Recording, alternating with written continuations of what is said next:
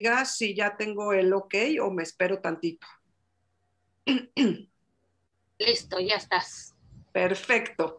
Entonces ya estamos.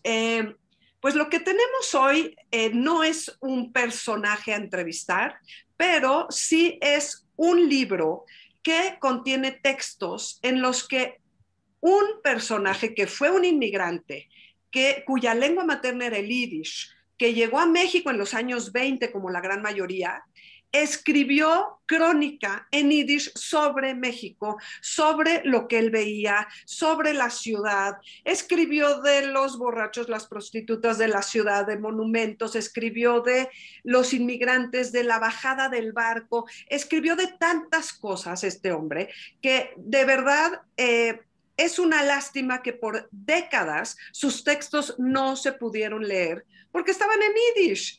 Entonces, de verdad hoy lo primero que quiero hacer es agradecerle a Becky Rubinstein porque gracias a la traducción que hizo de estos textos al español podemos acceder a ellos. Pero antes de entrar a eso, quisiera, bueno, darle la bienvenida a Becky, nuestra traductora, que es una multiescritora tanto de textos para niños como de textos para adultos y de muchísimos temas, y a Ángeles González Gamio, que es con mayúsculas la cronista de la Ciudad de México. Nadie como ella conoce esta ciudad piedra por piedra, palmo por palmo, con una historia fascinante. Es la presidenta del Colegio de Cronistas de la Ciudad de México, que le acaba de recibir, como nos estaba diciendo antes de empezar oficialmente nuestra reunión de hoy, un reconocimiento a la labor de una organización que apenas tiene 3 años y que ya está dejando unos frutos increíbles. Pero además Ángeles lleva, creo que 30 años escribiendo en La Jornada, una crónica semanal, donde, miren qué padre, escribe de algún edificio, pero escribe de algún lugar donde comer cerquita del edificio. O sea, es crónica patrimonial gastronómica, qué mejor, una maravilla. Yo tengo hasta fotocopias de antes de que existiera las computadoras como las conocemos hoy en día, de muchas de sus crónicas. Lo que yo he aprendido de Ángeles, quien ahorita considero una buena amiga y que de veras me emociona mucho tenerte aquí. Entonces, bienvenidas a las dos, de veras qué lujo y qué privilegio, maravilla. Entonces, antes de entrar en materia, quisiera preguntarte, Becky, ¿quién es el autor que hoy presentamos? ¿Quién fue Moishe Rubinstein? Platícanos un poco de él, que además fue tu tío abuelo y algo tuviste que ver familiarmente también, por favor. Mira, tengo aquí un escrito para no irme por las ramas. En el texto enciclopédico Lo que fue la prensa judía, editado en Tel Aviv en el año de 1975, en el apartado La prensa judía en Grodno, Don Rabin saca a colación a Moisés Rubinstein, periodista del semanario Grodner Stimme, La Voz de Grodno, subvencionado por el Bund local. Era muy importante el movimiento pro obreros en aquella época y pues él siempre estuvo afiliado al Bund.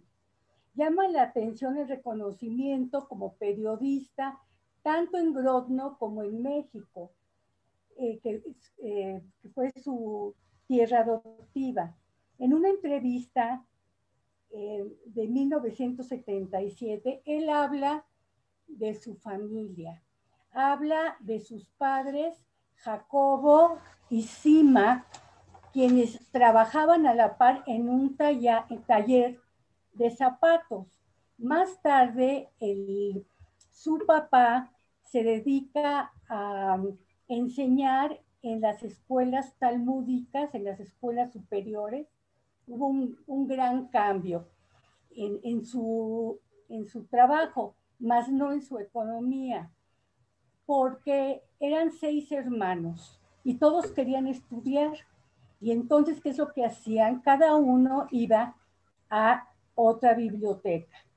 Y pues de ahí estudiaban a través de la literatura, aprendían geografía, aprendían historia. Y ahí se fue haciendo como escritor y traductor Moshe Rubinstein, mi tío abuelo, quien tradujo La madre de Máximo Gorki del ruso al yiddish, así como tradujo a una polaca de nombre Oreskova.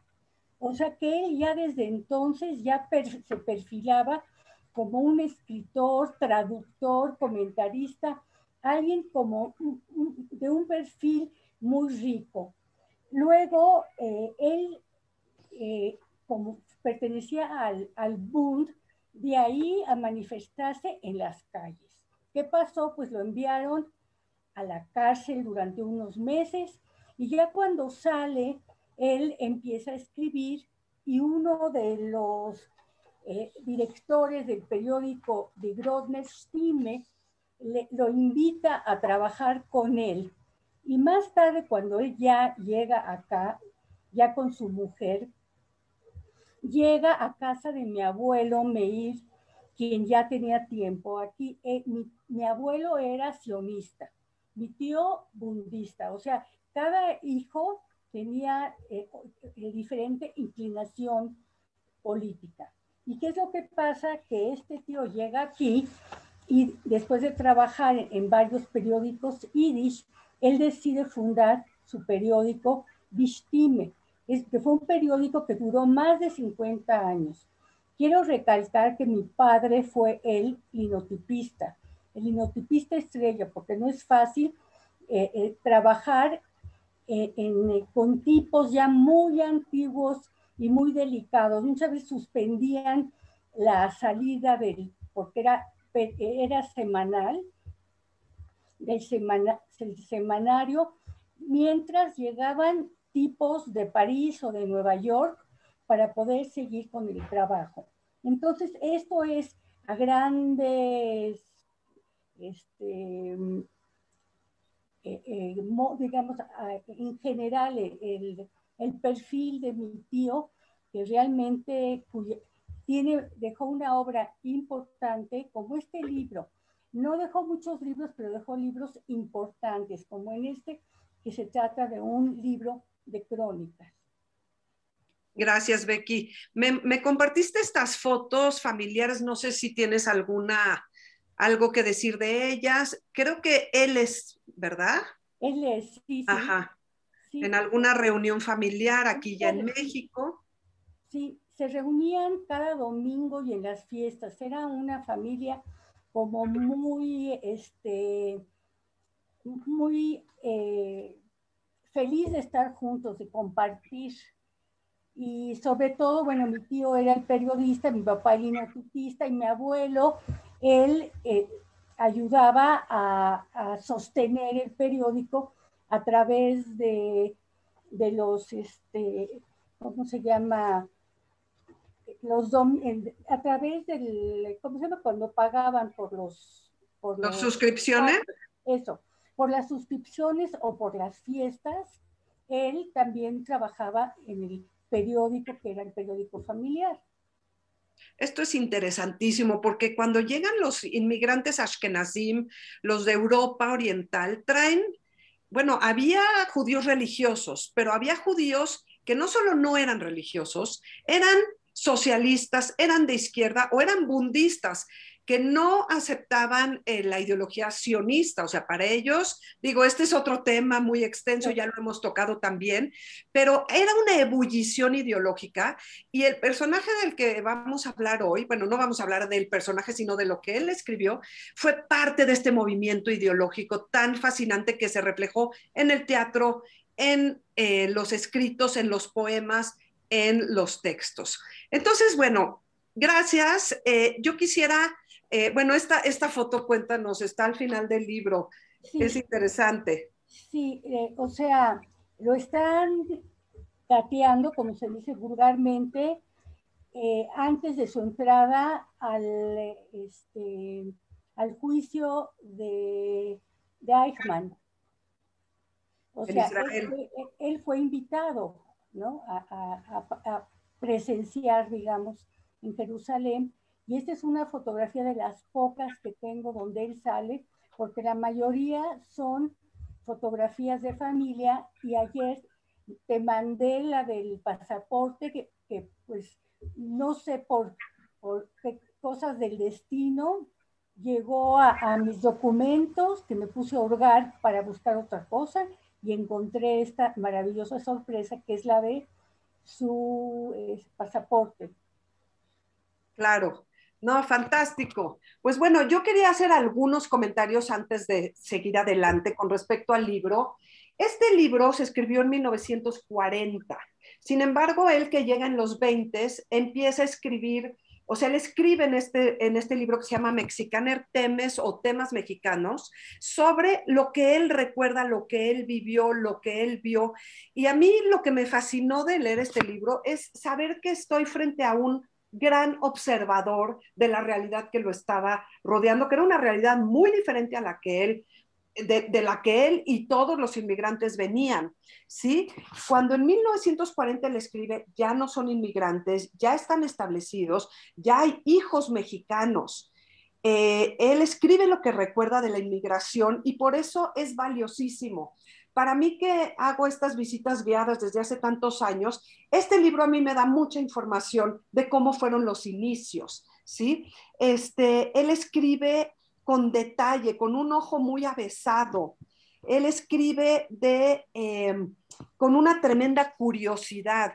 Hay textos que hablan del centro, que hablan de los aboneros, también de cuando ya se empiezan a cambiar a la colonia. La colonia es hipódromo. Y entonces habla de los nuevos ricos, de las ambiciones, de la ostentación, de los echados a perder, de los lujos, de los que ya tienen coche, de los que tienen una criada, de las apariencias, de los judíos que se han expuesto a relaciones con no judías o con no judíos y todos los conflictos internos que esto les trae. Sus textos son una llamada de atención, son una crítica social de algún modo, tienen que ver con la conciencia social y pone sobre la mesa temas de identidad que son fundamentales para gente que viene con otra cultura, que se trata de adaptar a lo que hay acá y que salen con otra diferente.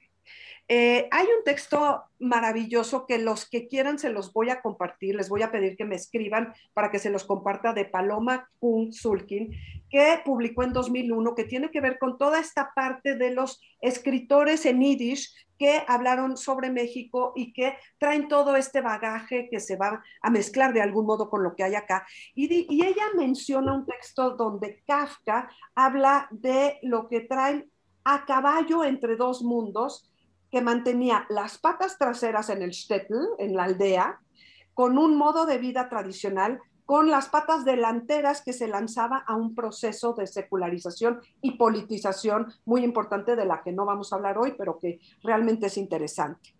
Tenemos la historia con sus estadísticas, con lo que se habla en generalizaciones. Lo padre de este libro es que nos habla de los detalles, de los sentimientos, de las emociones, como que rellena los huecos de lo que todos sabemos que fue esta historia de los inmigrantes. Habla de las cantinas, de las prostitutas, de los padrotes, del jefecito, usa muchas palabras mexicanas, habla del poder, de la corrupción, de los políticos, de los pleitos en las cantinas, conoció el país, lo recorrió, lo observó, las ciudades y los pueblos, los barrios dentro de la ciudad, de la vida del inmigrante en provincia, de lo que fue la posrevolución. No es un libro romántico que idealice nada, como ya lo mencioné. Realmente es un tesoro, pero gracias a Becky, como ya dije, ahora nosotros lo podemos leer y lo podemos disfrutar. Entonces, gracias a Becky y gracias a todos los que se avientan una tarea de traducción, que al final vamos a hablar un poquito de eso. Entonces, antes de pasarle ya la palabra a nuestra invitada de lujo, Becky y yo vamos a hacer una lectura de fragmentos de un texto que a mí me conmueve muchísimo, que se llama A México. Primero Becky va a leer unas partes en yiddish para que ustedes, aunque no lo entiendan, oigan cómo suena lo que él escribió en su lengua y en la versión original, y luego vamos a tener unos fragmentos en español para que vean un poco cómo va y que luego quieran comprar el libro y entonces ya lo lean completito. Becky.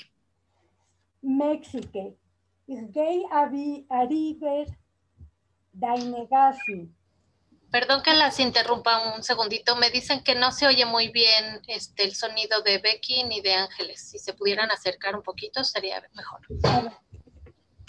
¿Ya me escuchan? ¿Ya me escuchan? Más o menos. Más o menos. Se oye más o menos, a ver, no sé si es cosa de que estés más cerca o de que le subas el volumen. Ya tiene subido todo el volumen. Ya le subí también todo el volumen, no sé si ya se escucha mejor. Ángeles sí se oye muy bien. A ver, Becky, ¿también? un poquito mejor. Habla más fuerte, Becky, y acércate lo más que puedas y ya. Bueno, México. Ich gehe über deine Gassen, wo es haben nicht getroffen meine Arbeit. Ich will sehr Tritt stellen auf dein Boden, nur es nimmt sich nicht an. Ich drehe sich herum in der Stadt, was ihr Atem ist mir fremd. Nicht auf der Erde bin ich geboren. A viele in Holem habe ich dich nicht gesehen und doch bist du mir schon geworden, eigen und neuend. Ok. ¿Tú vas a leerlo en español o yo? Ya no me acuerdo. ¿Quieres traducirnos lo que acabas de leer? Claro que sí. A ver. A México. México, paseo en tus calles, jamás holladas por mis ancestros. Sus pisadas voy a plantar en tu suelo, totalmente inimaginable. Deambulo por una ciudad cuyo respirar me resulta extraño. En tierras ajenas nací para el mundo. Ni siquiera en sueños te imaginé, pero ahora me resultas propia y entrañablemente mía. Y después sigue, cargo conmigo las raíces de mi desarraigado entorno. Corro de un confín al otro y mi llanto me acompaña. México, tu aire pungente permea mi ser. Aspiro el aroma de tus vientos cuasi tropicales. De noche deambulo por tus miserables calles y converso contigo, como si me entendieras. Misteriosa, oscura, confiesa, México, ¿dónde estoy? ¿Qué tanto hago bajo tu cielo? ¿Quién eres? Contesta, ¿por qué tu alegría denota tristeza? Eres dulce y amarga. Muero de ganas por probarte. ¿No es maravilloso? Bueno, Ángeles González Gamio, te cedo el micrófono, por favor. Muchas gracias, Mónica, querida. Pues para mí es gozoso estar aquí hoy, por muchas razones. Bueno, el libro es la segunda vez que lo presento. Hace unos años tuve el gusto de que Becky me invitara a la librería, creo que Rosario Castellanos, fue en esa, no me acuerdo qué librería, pero ahí lo presentamos. Y bueno, lo disfruté tanto y ahora que lo releí para esta presentación, bueno, lo volví a gozar y es que es un libro importantísimo, ¿sabes qué? No más para un judío, para cualquier persona, y bueno, particularmente para un mexicano que ama mucho esa ciudad y que ama mucho su centro como yo. Bueno, me emocionó profundamente, ¿no? Ver cómo lo entendió, por un lado, ¿no? Cómo entiende México, cómo entiende sus barrios, cómo entiende la vida. Y también ver lo que pasó un inmigrante, ¿no? En este caso un judío, pero que eso lo podemos traspolar a los libaneses, a los españoles y a los mexicanos que se van a Estados Unidos, ¿no? Esos comienzos de esta gente que no habla el idioma, ¿no? Y cómo van saliendo adelante, la solidaridad también entre los propios grupos de migrantes, ¿no? Es un testimonio humano, independientemente de lo judío o no judío, importantísimo, que lo hace universal. Vamos, creo que el gran mérito de este Rubinstein, que yo ya lo amo, verdaderamente, es que él, platicándonos de su experiencia personal, de los casos locales, ¿no? Personales, sino lo hace universal porque yo creo que eso es lo que han vivido millones de migrantes a lo largo de la historia. Lamentablemente creo que ahora es mucho más dramática la situación de los migrantes. porque en esa época, fíjate que llegaban aquí, y claro, pasaban problemas porque no hablaban el idioma, porque llegaban sin dinero, pero en fin, pero iban, como eran tan trabajadores, tan luchones, que eso es algo maravilloso de ver, ¿no? De los migrantes, como que empiezan de aboneros verdaderamente, cargan. Yo te digo, de niña, me recuerdo, no soy de los años 20, 30, pero yo me recuerdo de niña, en los años de los 50 y eso, que llegaba un abonero a mi casa y a la señora que trabajaba con nosotros, no sé qué cosa le vendía, y ella le pagaba cada semana $1. Y ahí iba el señor con cargando su... Y bueno, ese fue el principio de muchos de esos migrantes, ¿no? Y cómo después, bueno, fueron los dueños de la fábrica. Y vas viendo ahí todo el proceso, cómo van ellos trabajando como dice el pequeño negocio. Y aparte una cosa que tiene maravilloso, Moisés, es el sentido del humor. Yo siento el humor maravilloso. Porque son muy dramáticas, ¿no? Las describe de una manera que, bueno, que son gozosas. Y yo de verdad, a Becky le vuelvo a repetir ahora, como lo dije en esa presentación anterior, mi admiración profunda de cómo ella capta, porque no traduce palabras, traduce también sentimientos, emociones. Digo, ella hizo suya esta obra y la va a traducir, la va a interpretar con una fidelidad tal que yo creo que ahí va también el alma de Becky, o sea, esa obra la escribió Moisés, pero también Becky, porque que ella entiende, porque ella es mexicana, entonces estoy viendo lo que estaba hablando el tío, ¿no? Entonces es una obra que yo creo que todo el mundo deberíamos de leer, porque aparte de que la vamos a gozar, también nos va a hacer entender mucho mejor lo que vive la gente, ¿no? Lo que vive el migrante. Es una cosa de veras muy dramática. Y en este caso, te digo, fue una época en que creo que fue afortunada para los migrantes, porque México era un país muy abierto, muy joven, muy virgen, muy, pues, como lo cuenta él ahí, ¿no? Cuando nos cuenta, por ejemplo, cómo la gente se empieza a emocionar con la ropa interior. No, eso es algo delicioso, ¿no? Gente que no tenía, que andaba, él cuenta ahí que los policías andaban descalzos, no sabes, los policías, digo, la gente no tenía. Entonces cuando empiezan a vender los calcetines, ¿no? La ropa interior, los brasieres, el éxito que son, porque las mujeres que a lo mejor andaban de rebocito y muy humildes, y sin embargo se emocionaban de poder usar un brasier. O empiezan con una o dos maquinitas, a veces en la propia vecindad, ponían un tallercito. Y bueno, hasta la fecha, las fábricas más importantes, pues son las nietas de estas partitas que empezaron ahí, ¿no? Y bueno, a mí en lo personal, además, quiero decirles, me da mucha emoción porque yo estuve muy cerca de ese rumbo de la Merced, particularmente de la calle de Jesús María. Y mi pareja de muchos años era un comerciante que tenía su negocio precisamente en Mesones, Jesús María. Y él de chico, desde él nació en Puente de Isla Morelos, a los 2 años se vino su familia a vivir a la Ciudad de México y compraron una vecindad, una gran casona en la esquina de Jesús María y Mesones. Después ya fueron comprando toda la cuadra hasta Cruces.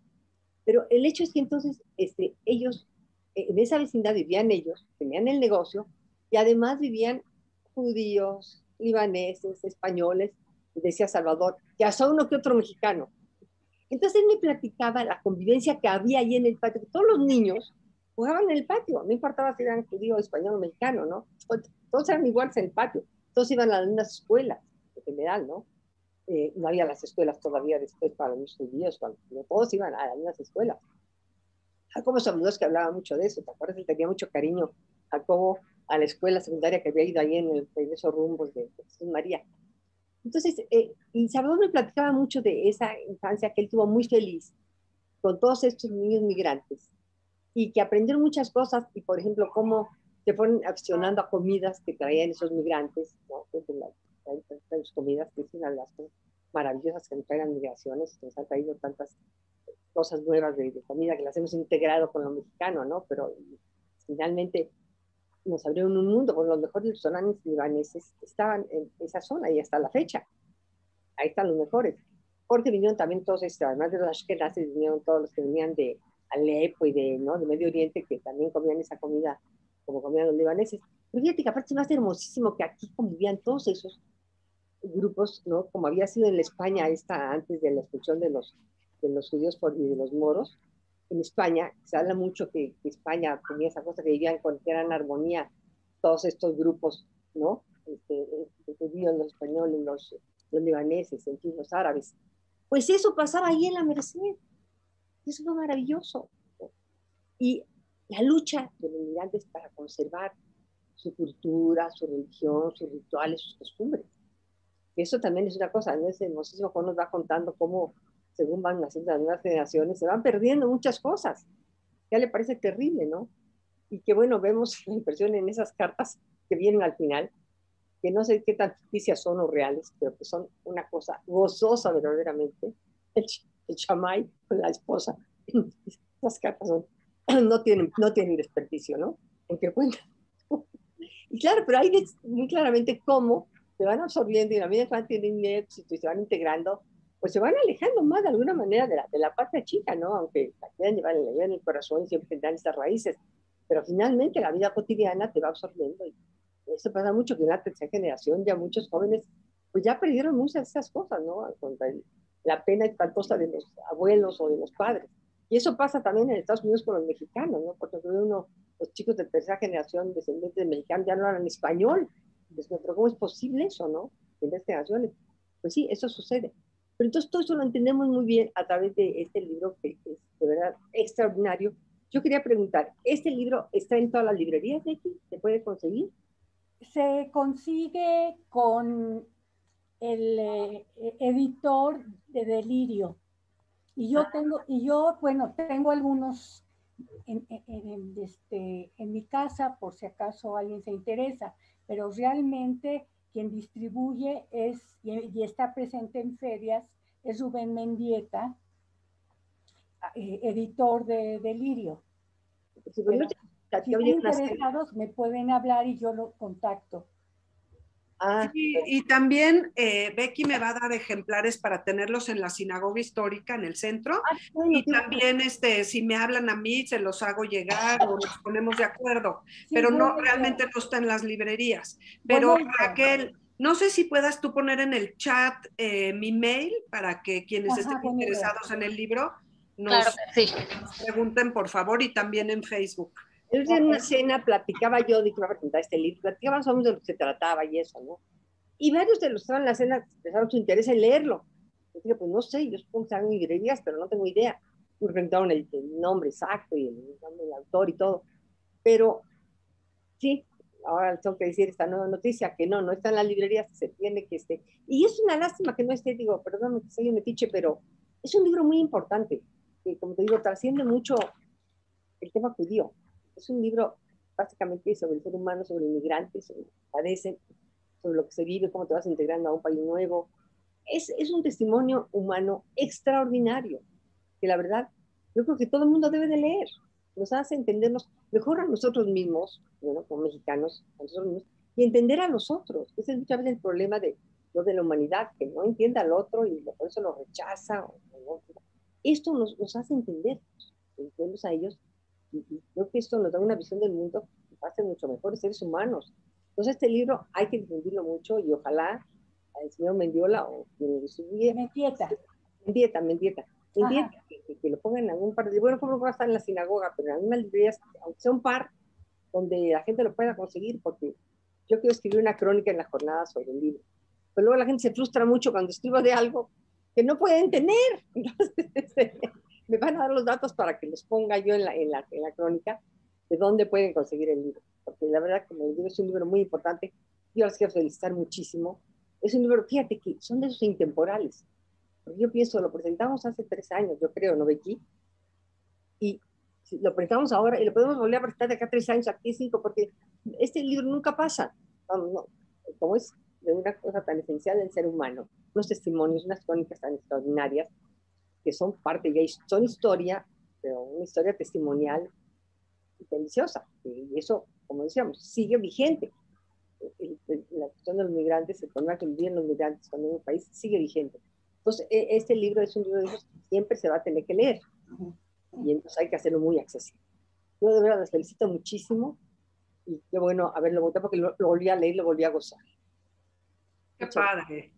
No, pues lo vamos a hacer accesible. Yo luego voy a quedar con Becky, te voy a avisar y lo vamos a difundir porque yo también creo que es un libro que todo mundo que esté interesado en estos temas de la ciudad, de los inmigrantes, de la historia, lo tiene que leer porque además, como dices, se van a divertir. Esto que decía Ángeles lo iba a comentar Becky más adelante. Hay una sección de cartas entre un inmigrante que ya está en México y su esposa que está en Europa.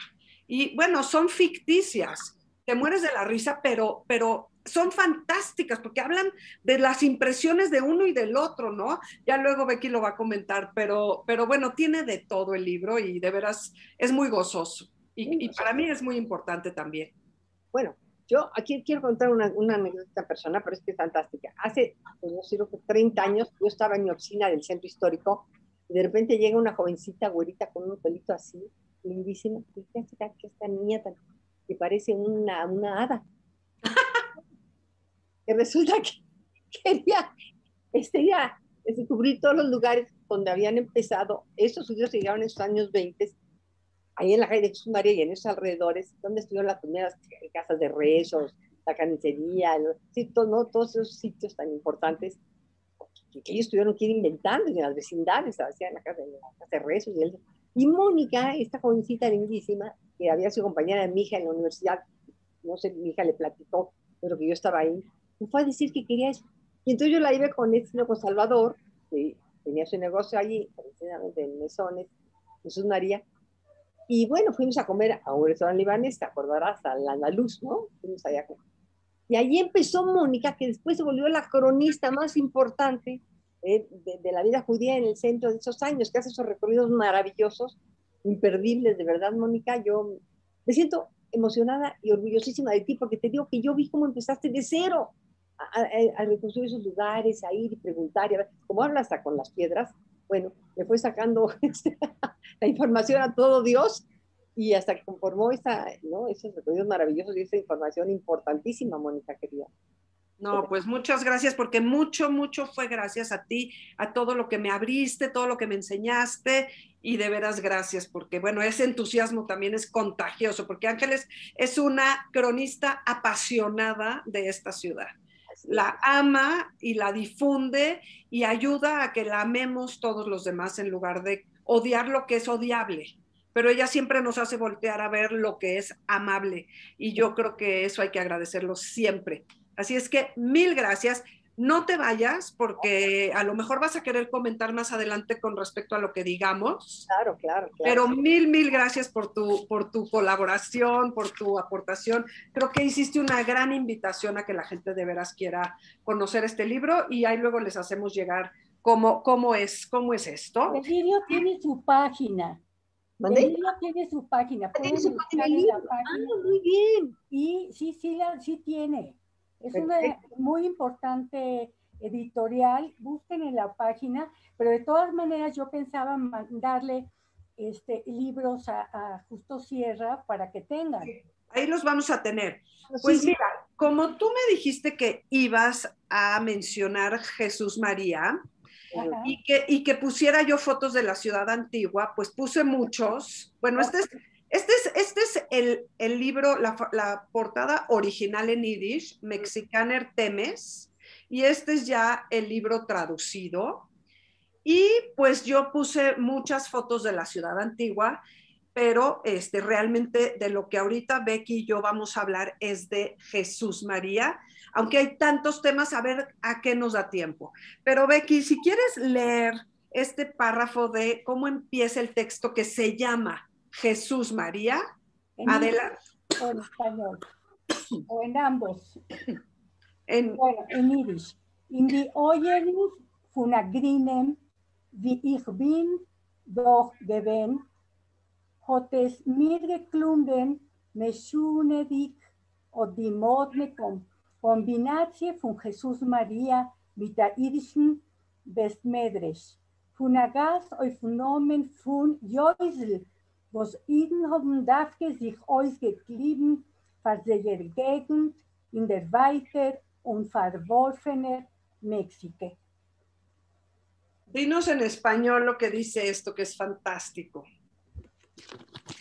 A mis oídos, los de un greener, lo era por aquel entonces Resultaba por demás disparatada la extraña conexión entre Jesús María y el templo judío, donde la comunidad eligió asentarse en el remoto y apartado México. Bueno, aquí dice Jesús María en yiddish de derecha a izquierda. Es un recorte de un periódico. Y yo continúo más adelante en este texto y dice: sobre Jesús María se concentraba la indigente existencia de los judíos de México. Residían en esta y en las calles aledañas, en azotehuelas, en hacinadas casuchas encajonadas, en extendidos patios estilo español, donde escalones de madera conducen sobre sus correspondientes corredores a las viviendas. Como acuartelados vivían los jóvenes judíos recién casados, cuyas esposas habían sido temporalmente abandonadas allende el mar. Los migrantes judíos habían encontrado la manera de ganarse la vida. Bastaba algo de mercancía fiada para volverse comerciantes. De eso luego vamos a hablar. Y luego dice: algunos se habían acomodado en las hostelerías judías que habían brotado cual hongos tras las lluvias, mientras intentaban mexicanizarse. Se comía en mesones y en fondas judías. Aún no se adaptaban a los típicos y bien sazonados platillos mexicanos, y la tortilla de maíz aún no sustituía al pan europeo. Se empezaba a ganar el centavo y cuánto se antojaba un buen guiso de carne, un pepino agrio con sabor a hogar y para el sábado un trozo de pescado. Bueno, pues así sigue, es una belleza todo esto de Jesús María. Déjenme ver, bueno, dice: sobre esta calle y casas aledañas aún viven cantidad de familias judías apegadas a la tradición. Esto es importante porque nos dice que en 1940 todavía había judíos ahí. Podrían, como muchos otros, avecindarse en la colonia, aunque prefieren no cambiar de sitio. En Jesús María y calles aledañas se encuentran en casa con su propia gente. Pero más adelante dice: muchos han migrado a las calles aledañas al parque, o sea, al Parque México, y para nada extrañan el ambiente de Jesús María. He aquí una verdad a rajatabla. Aunque habiten colonias elegantes, digamos más propias, por más que lo nieguen, aún llevan a Jesús María y a sus alrededores en su mente, en la planta de los pies. Bueno, esto tenía que estar cuando estaba hablando de la comida y de las tortillas de maíz. Ahora, hay otro texto que es muy interesante, porque aquí ya vemos que habla de cuestiones pues de México, de sus observaciones, y que nos van a hacer mucho sentido el día de hoy, que se llama Gobernantes y Persona. A él le tocó vivir en tiempos de Lázaro Cárdenas, de el admiradísimo Cárdenas, y cuando Lázaro Cárdenas rechaza vivir en Palacio Nacional. Por eso les digo que todo esto nos hace cierto eco con lo que estamos viviendo hoy. Y dice textual: el presidente Cárdenas, renuente a vivir en Palacio, lo transformó en museo. Sucede que quien esto escribe estuvo de visita en Palacio codo a codo con simples ciudadanos. En el registro de visitas quedó estampada una firma en letras hebreas: la mía. Cualquiera es libre de allegarse a Palacio. Llegan campesinos y propietarios, escolares y ancianas. Los guías explican cada cosa, cada mueble, cada esto. De pronto, el pueblo se manifiesta. La Plaza de la Constitución está atiborrada de miles de personas. Aparecen maestros, trabajadores, empleados, buscan auxilio y justicia en el Zócalo. Y hay otra cosa que habla más adelante. Dice: cuando el gobernador se enferma, puede uno imaginar lo que acontece en la corte. Cuando enferma, enferma el reino. Al presidente de la República Mexicana le dio un ataque de apendicitis. Por órdenes suyas, fue conducido al Hospital General. Convaleciente, yace donde decenas y centenas de enfermos de escasos recursos y sana como cualquier hijo de vecino, sin reflectores ni alboroto. Bueno, esto me pareció muy interesante porque seguramente salió en las noticias del momento y él lo comentó. Bueno, y tal como Ángeles comentó lo de ropa interior, quisiera yo que Becky, ustedes lean estas preguntas que están dentro del texto, que son verdaderamente dramáticas, porque en algún momento él se pregunta estas cosas. Y me gustaría que Becky lea un pequeño párrafo del texto ropa interior.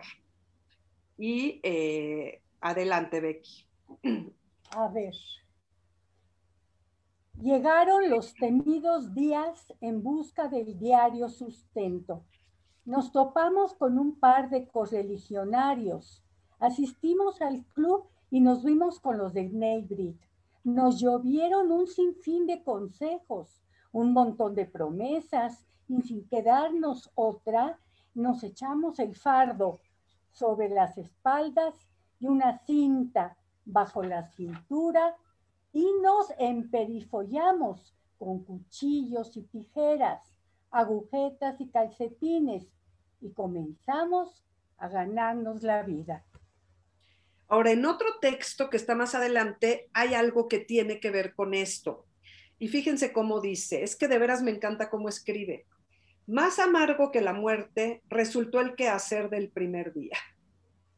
Cargadas sus espaldas de mercancía que anudaron con un mecate, por todos los lados les colgaban cuchillos, tijeras, pinzas y limas. En las manos cada uno sostenía un paquete con artículos más voluminosos, cuchillos de cocina, hachas, brochas y, entre otras cosas, trozos de levadura. Apenas se abría una puerta, Bebel, escondido en un rincón, se alistaba. Abraham Che, con el corazón a punto de salírsele del pecho, se aguantaba la vergüenza y cuando alguien se aproximaba, balbuceaba las escasas palabras de su vocabulario que diariamente repasaba con su patrón. Venta, barata, ¿qué quiere? 8, señora. Repetía como si se tratara de un cantarcillo. Había palabras que le parecían no solo imposibles, sino cómicas. Las que repetía apenas tenía ocasión, como el 8. Todo costaba 8, hasta que costaba 3 pesos y pedía 8 por lo que valía 10. De este modo, los amigos se iniciaron en los negocios. En un par de meses, Abraham Che y Bebel decidieron independizarse. Vendían a pagos y para control, apuntaban en una libreta el nombre y la dirección de sus clientes, cuánto debían y la fecha. Y luego dice que más tarde se reunían a intercambiar impresiones, cómo le hicieron para cobrar, cómo les fue, y se echaban en la cama y se carcajeaban de la risa.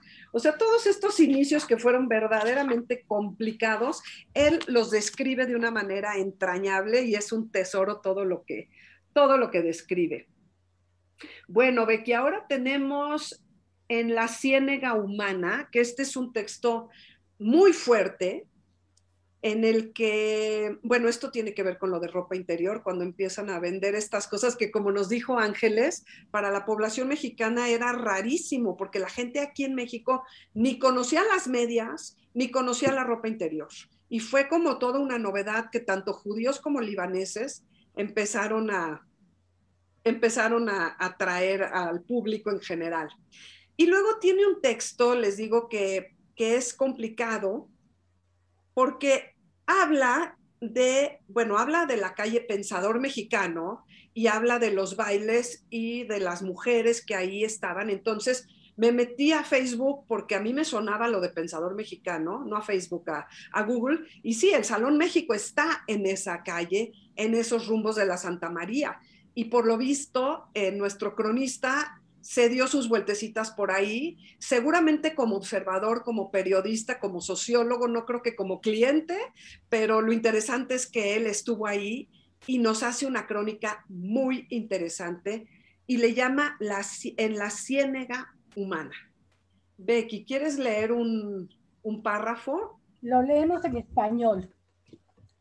Un ruidero ronco, profundo de músicos vagabundos se entronizan en la avenida del Pensador Mexicano. La penetrante iluminación nocturna atrae los olores del mercado aledaño, el aroma a fruta fermentada, a desechos casi podridos se esparce por doquier. Y tiene un texto más adelante que habla de la zona roja de la ciudad. Dice que en automóvil llegaron a la llamada zona roja, donde se vive de noche, donde se deleitan las mujeres de mala reputación, donde se compra amor, en la calle Cuauhtémoc. Y estas dos imágenes que son maravillosas de Henri Cartier-Bresson, un francés que estuvo en México y que estuvo en Cuauhtémoc, sacó estas fotos de las prostitutas y bueno, pues por ahí parece que había algunas que también eran de las nuestras, que hubo historias muy dramáticas de, pues sí, de prostitución, de incluso de algún marido con respecto a su propia esposa, y que todavía falta para sacar conclusiones, pero hay gente en la comunidad, historiadoras muy serias, que están investigando a fondo este asunto. Y dice en esta crónica, dice: abre bien los ojos, Moser, le sugirió uno de sus compañeros de farra. Echa un ojo dentro de los ventanucos, ahí mismo te las toparás. Algunas son verdaderas beldades. Y lo creas o no, también hay de las nuestras. Bueno, pues historias dramáticas de todos los temas que ustedes se puedan imaginar. Después hay otro texto muy lindo que se llama Los Migrantes. Y ahí conecto con estas fotos, ¿no? Que tiene que ver con los migrantes, con la llegada, con los barcos. Becky, ¿quieres leer lo que tiene que ver con el inicio de este texto?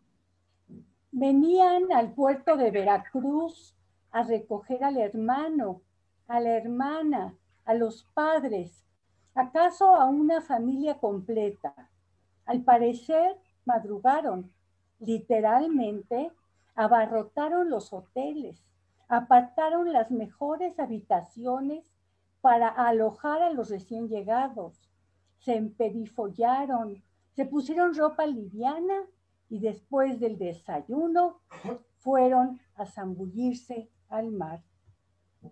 Es maravilloso este texto porque uno piensa que los inmigrantes llegaron a Veracruz, que hubo quienes los fueron a recibir, otros no tuvieron quienes, pero había gente de la comunidad que iba a Veracruz a ver si había alguien a quien ayudar, pero no tenemos los detalles. Y aquí Moshe Rubinstein nos da este detalle, por ejemplo, de que se enteraron en la Ciudad de México que venía un barco cargado de inmigrantes y que eran familiares de ellos. Entonces abarrotaron los hoteles, se fueron a cenar, el ansia porque ya el otro día va a llegar el barco con sus parientes que a lo mejor dejaron de ver 3 años, con niños que habían nacido en su ausencia.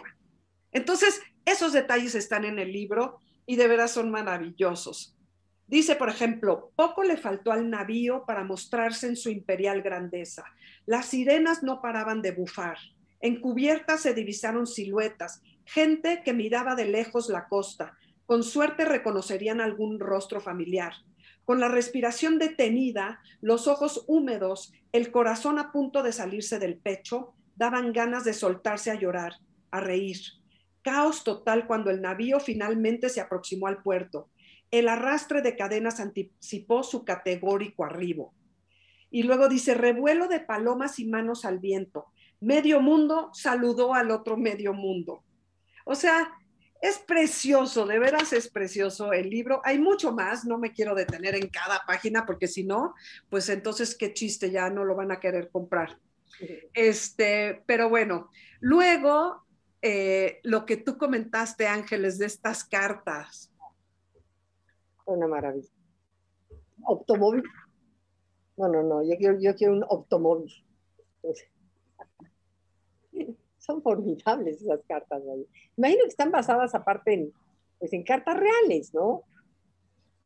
Seguro. Becky, tú nos querías comentar algo de ese capítulo que creo que se llama Shammai.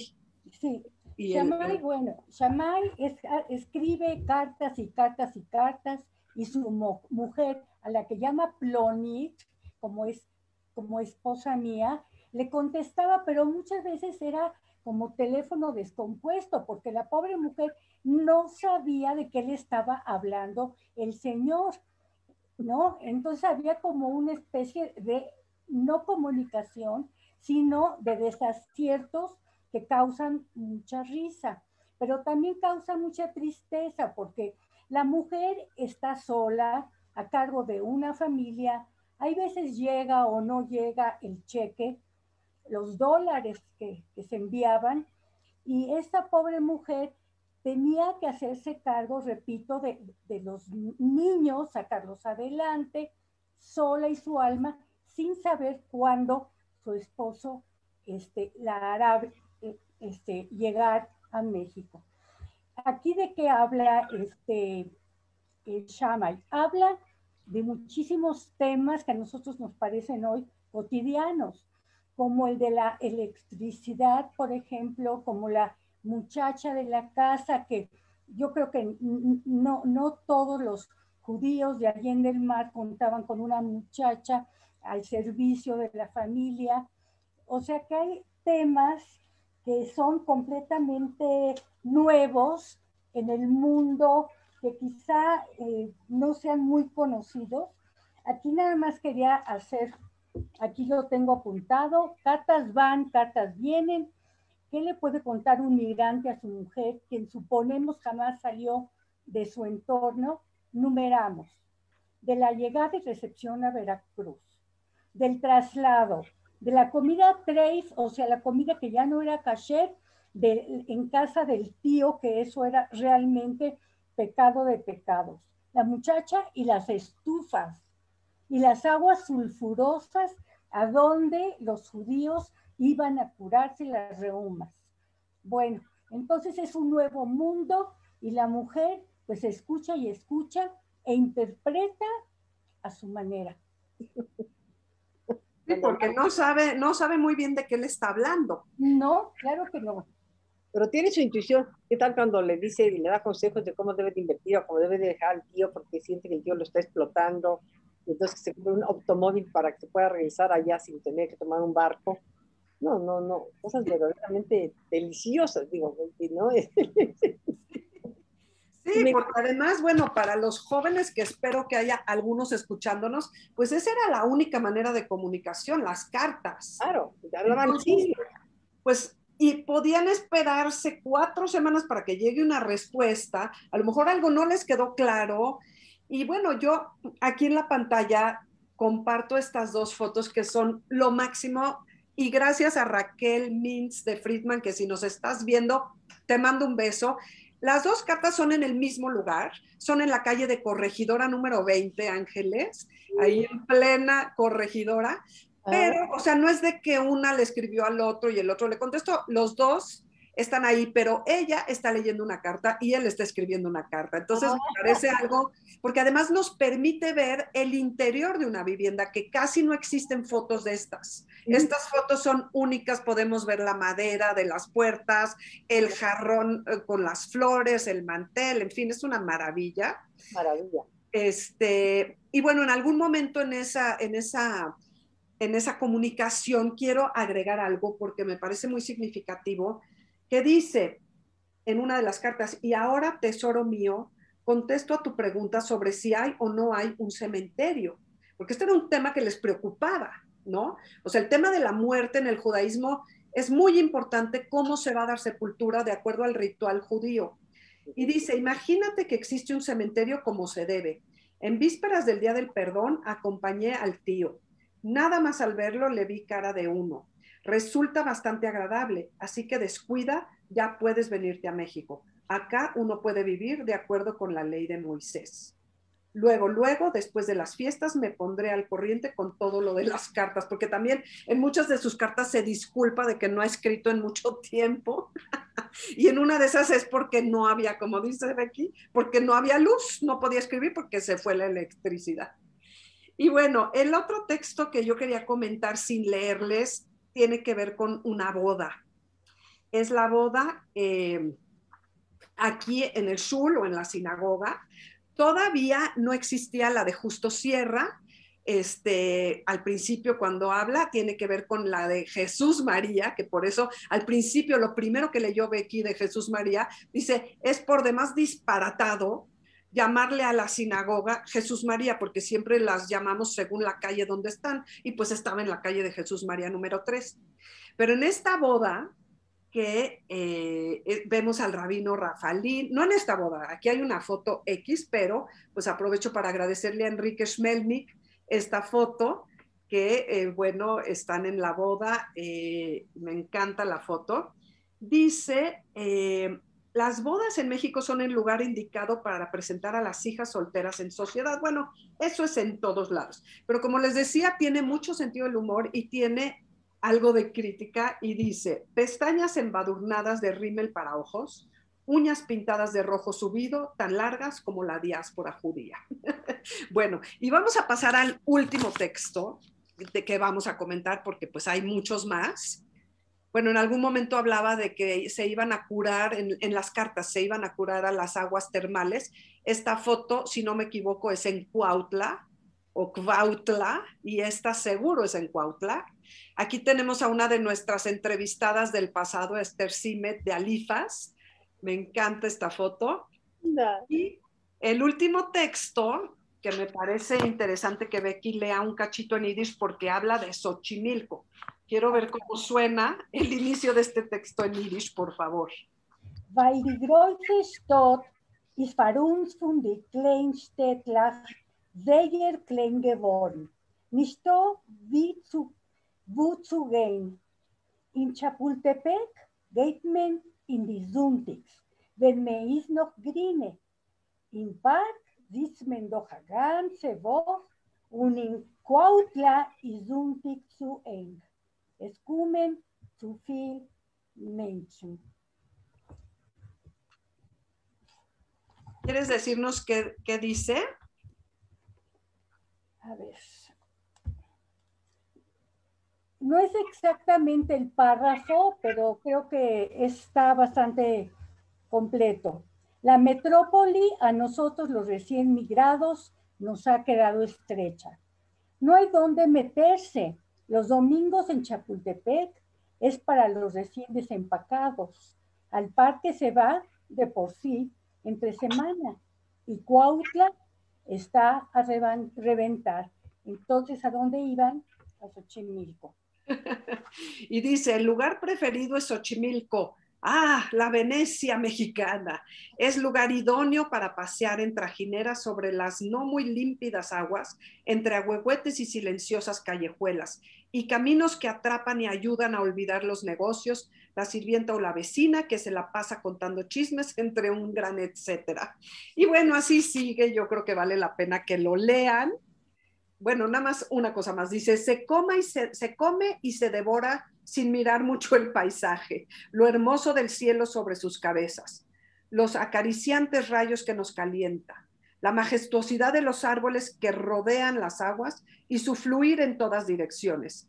Pero bueno, habla de cómo la gente come y come sin ver tanto el paisaje. Pero es precioso el libro y a mí me gustaría, digo, creo que ya los súper antojamos para que lo lean. Antes de pasar a las preguntas y si tienen ustedes más comentarios, me gustaría, Becky, que nos hables, aunque sea brevemente, de lo que fue tu experiencia al traducir este libro.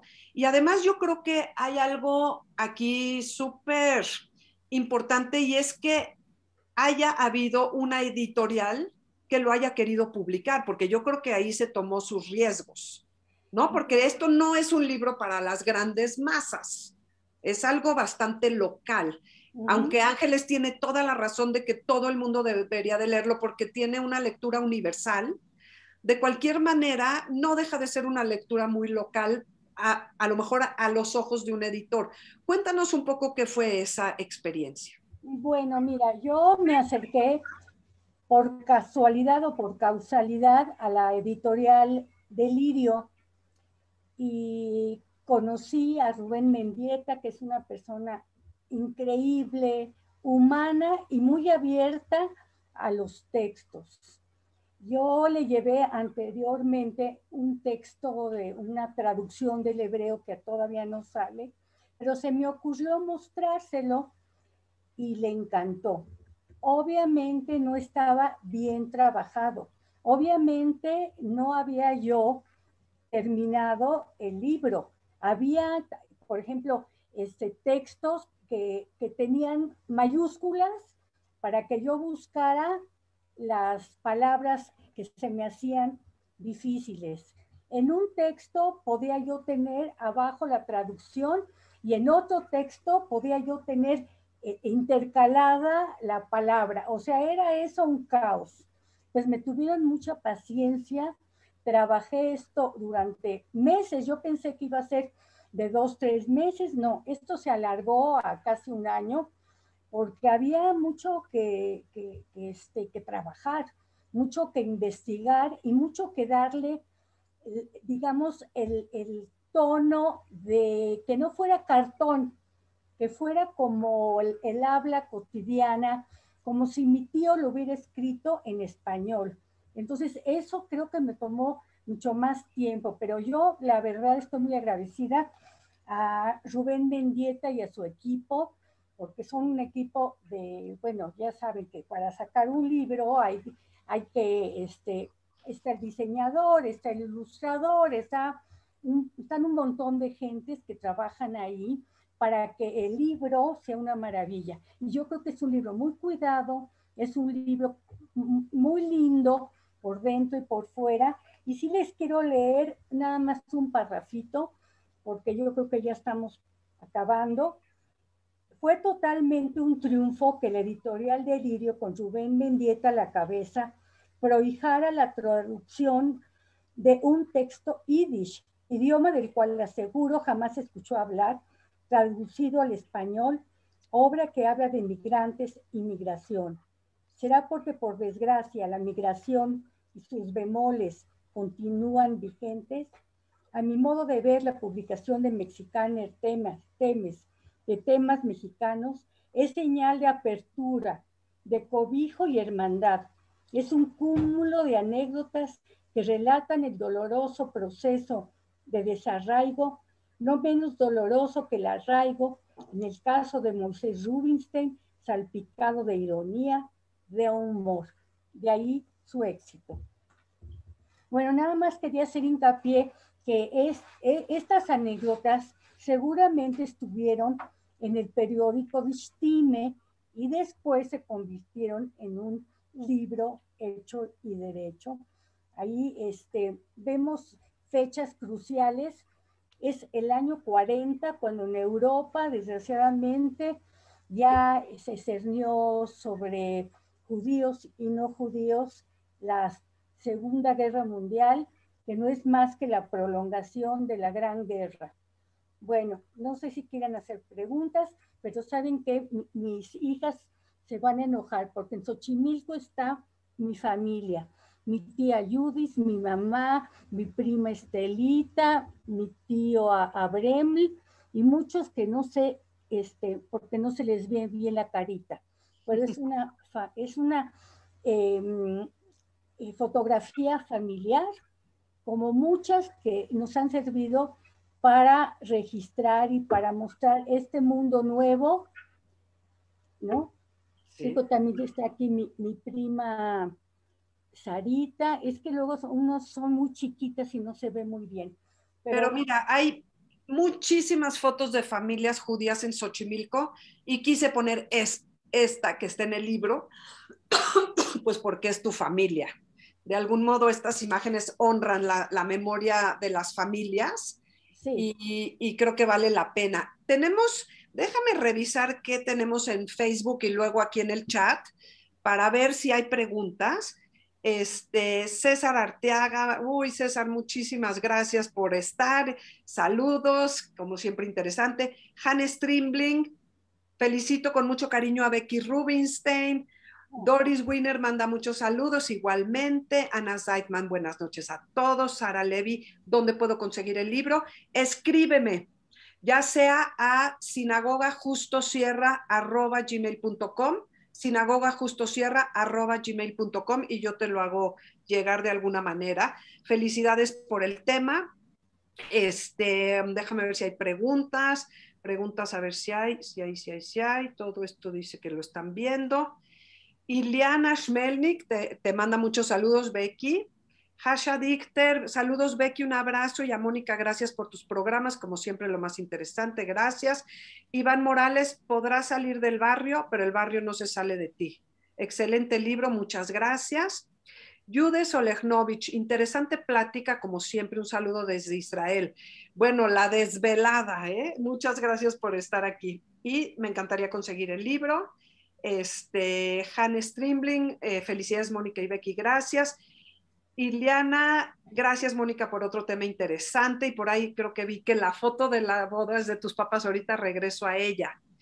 Dice JSE, no sé bien si es José, algo, dice, Moshe Rubinstein fue mi Seide, todo un mensch. Ah, pues qué gusto. Dice, hay un error en el libro, él nació en 1906. Por cierto, él fue el único periodista que entrevistó a Trotsky, dada su amistad mutua con Diego Rivera. Esa entrevista fue publicada en Die Stimme en Yiddish. Wow, pues estaría fantástico, Becky, que nos pudieras hacer una traducción de ese texto de la entrevista que le hizo a Trotsky. Sí. Y en cuanto al año de su nacimiento, he encontrado de todo. 1906, qué bueno que me dicen, pero he encontrado diferentes fechas. Y bueno, aquí está la mamá y el papá, los más guapos papás de Iliana Chmelnik. Es lo que me está escribiendo, dice, wow, la boda de mis padres. La foto, dice, ahí está junto a mi papá el escritor Isaac Berliner, mi tío. Claro, entonces, claro. Es tío, él. Claro, es el tío del papá de Iliana. Pues qué maravilla, Iliana, gracias, porque además qué bueno que salió el nombre de Isaac Berliner. Él publicó un libro que en Yiddish se llamó Stadt von Palatzen, que es la ciudad de los palacios, que fue ilustrado por Diego Rivera, del que enseñamos hace rato una ilustración de un señor comiéndose una tortilla. Imagínense que él ilustró su libro y en el que es muy similar a esto, en el sentido de que también habló de la ciudad de los palacios. En poesía lo hizo, también se metió a los diferentes barrios, y también valdría la pena muchísimo poder presentar ese libro en algún momento. Bueno, Alex Ash dice, hola, Moshe Rubinstein también fue mi Seide, gracias por hacer honor a su libro. Qué gusto. Jenny Torenberg, hola Iliana, en la boda de tus papás se conocieron los míos. O sea, los Torenberg, qué gusto. Denise Constadt, muy interesante, saludos desde Houston. Alguien, Silvia Soto, excelente libro y muchas gracias, es una interesante plática.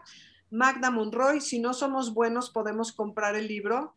No sé qué quiere decir lo de buenos, pero pueden comprar el libro los buenos y los malos.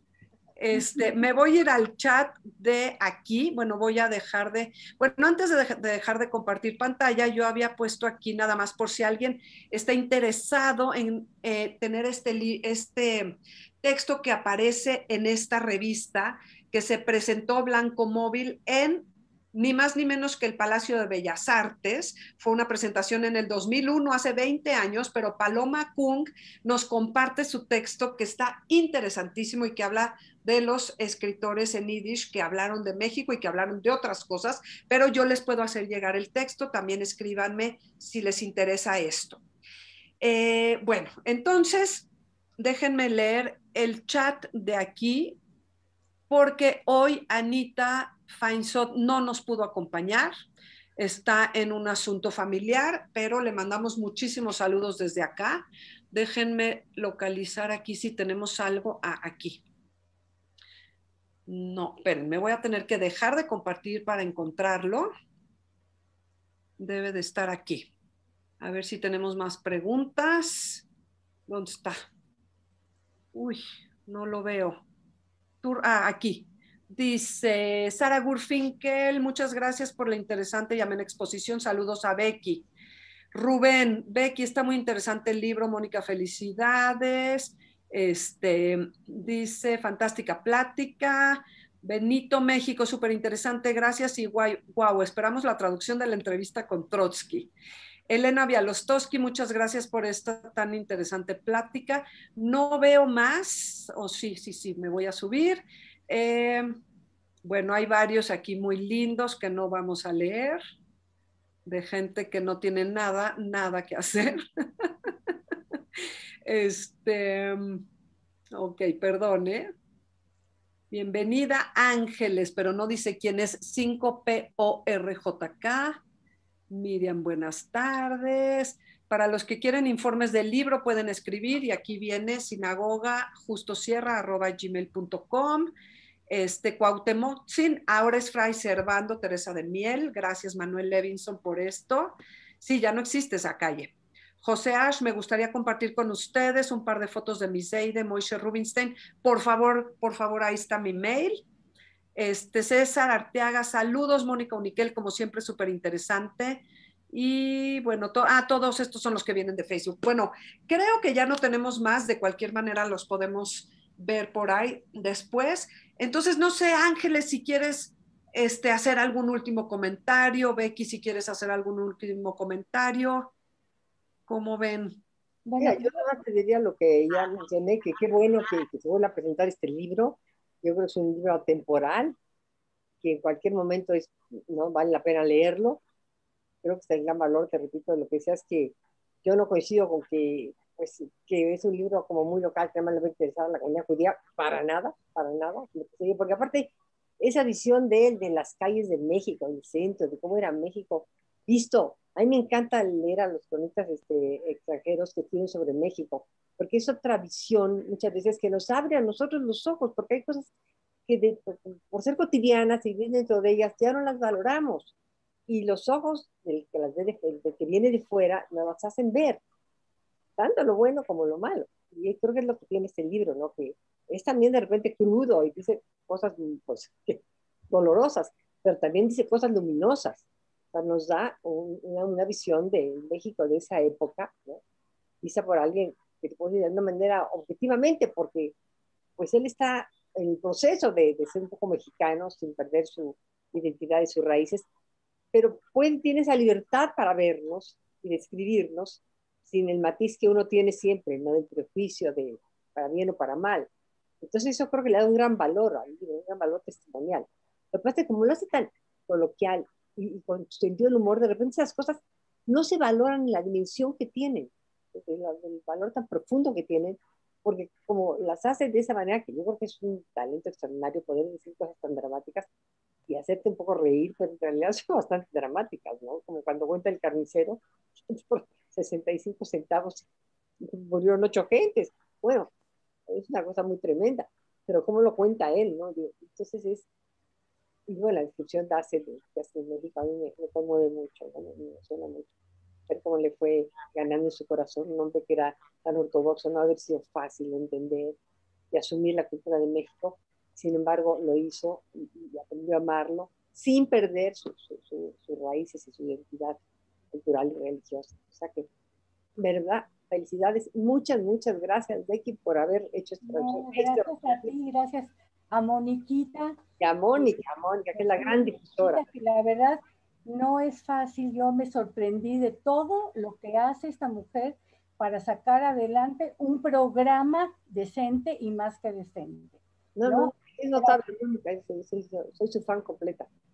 Claro. Gracias a ella funciona esa sinagoga, ¿eh? Claro que sí. Todo el apoyo. Porque sí, gracias claro que sí. Sí, yo me la encontré una vez, ¿te acuerdas? Y me contaste que estabas empezando un proyecto, pero se volvió un megaproyecto con muchas ramas y flores y frutos. Sobre todo flores, de veras. Es un privilegio y es un gozo, pues, poder contar con un espacio a partir del cual han sucedido tantos milagros. Y eso es mágico. Yo les agradezco a ustedes por decirlo, porque me llenan el alma de verdad. Y antes de terminar, quiero decir algo que se me olvidó, que está en el texto que escribió Paloma, porque me parece totalmente apropiado para esto. Dice que estos escritores, incluyendo a Moishe Rubinstein, escribieron en una lengua para México, pero que no tuvieron nunca un acuse de recibo, porque México no leía en yiddish.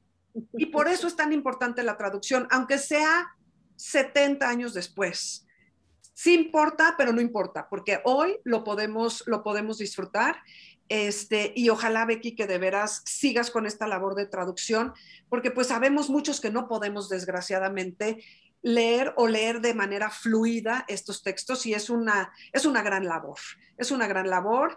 Y bueno, nuevamente, Ángeles, tu labor en la crónica, lo que nos haces, lo que nos das para conocer este país y esta ciudad, sobre todo, a la que amas por sobre todas las cosas, pues no hay quien como tú, no hay como tú. Entonces, bueno, pues yo creo que podríamos finalmente leer, ¿eh? No, porque me mandó Vania las preguntas, me dijo, las leo, pero según entiendo yo ya las leí. Entonces, bueno, pues seguimos en comunicación. Les quiero decir algo que me costó mucho trabajo decidir, pero que creo que es lo mejor. Voy a empezar a hacer estos programas cada 15 días, porque estoy enloqueciendo de que sean cada 8 días. Entonces, voy a hacerlo cada 15 días, que no es poco tampoco, pero así voy a tener un poquito de espacio para hacer otras cosas y para hacer estas bien. Entonces, de hoy en 15 vamos a tener otra entrevista, y me encanta porque esas entrevistas son de veras fantásticas, el acercamiento que nos da con la gente, y va a estar con nosotros el señor Jaime Poplawski, que nos va a hablar de muchas historias relacionadas sobre todo a su padre. Él ya nació en México, pero tiene mucho que contar también de este México de hace 80 años. Entonces, no se lo pierdan, el 17 de mayo seguiremos con estas pláticas. Y bueno, los domingos con las clases de Kabbalah, con Annette Pierre, y sé que se me está olvidando algo, pero no sé qué es. Bueno, pues ahí seguiremos. Gracias, Ángeles, Becky, y a todos, a Raquel de la Keile y a Vania de... ya. Tengo un anuncio muy importante. Hemos dejado de hacer visitas guiadas presenciales al barrio de los inmigrantes por la pandemia, pero el próximo domingo ya queremos empezar con la primera mensual presencial con 10 personas. Entonces necesitamos que, si están interesados, nos escriban al mismo mail que está en el chat, sinagogajustosierra@gmail.com, o se metan al Facebook Sinagoga Histórica Justo Sierra para que aparten su lugar.